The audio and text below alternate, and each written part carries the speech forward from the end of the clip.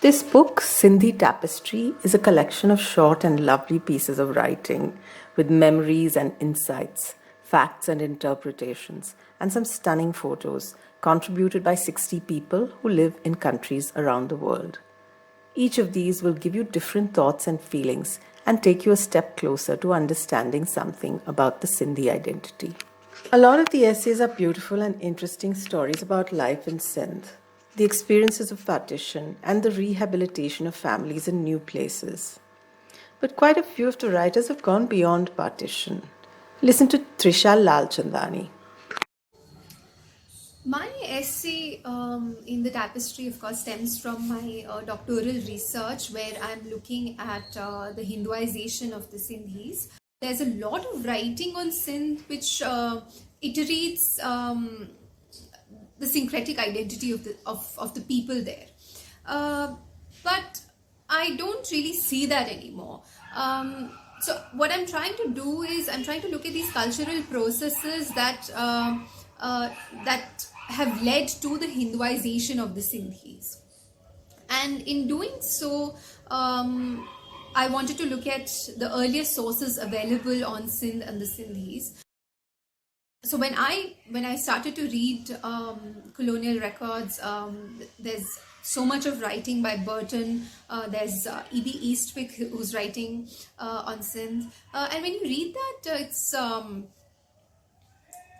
you see that distance between the person who's writing and the gaze that they direct upon these people. Right? So for them, Sindh is a place of heathens. Were it not for Persian, Sindhi would be indecipherable. The people there are vulgar and barbaric and cultureless. But that's not the Sindh that I had read about in other books. And there are, of course, these folk tales from Sindh. And I would be wary of calling them folk tales from Sindh because there are so many folk tales that are common between Sindh and Punjab, Sindh and Balochistan. And folk tales really give us a sense of these interconnectedness, these links, geographical links, which we tend to shed, which we tend to be oblivious to when we are thinking about origins. When we read the folk tales, of course, folk tales which lie in the realm of myth, in the realm of storytelling, in the realm of imagination, versus the colonial records which detailed facts.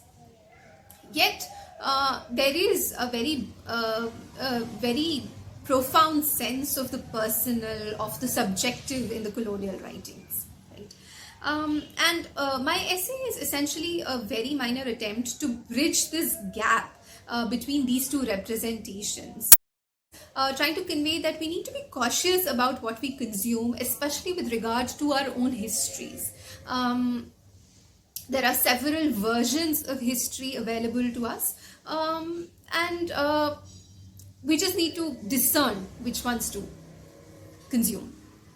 I think the tapestry is a wonderful way for young Sindhis to sort of explore or get to engage with their identity a little more deeply.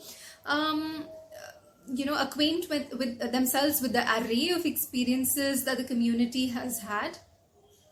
I think the book plugs a very critical gap between what academics have been doing for some time now and what the lay reader might want to know. Academics never really talk to lay people otherwise, and how often do you see that happen? So it's wonderful.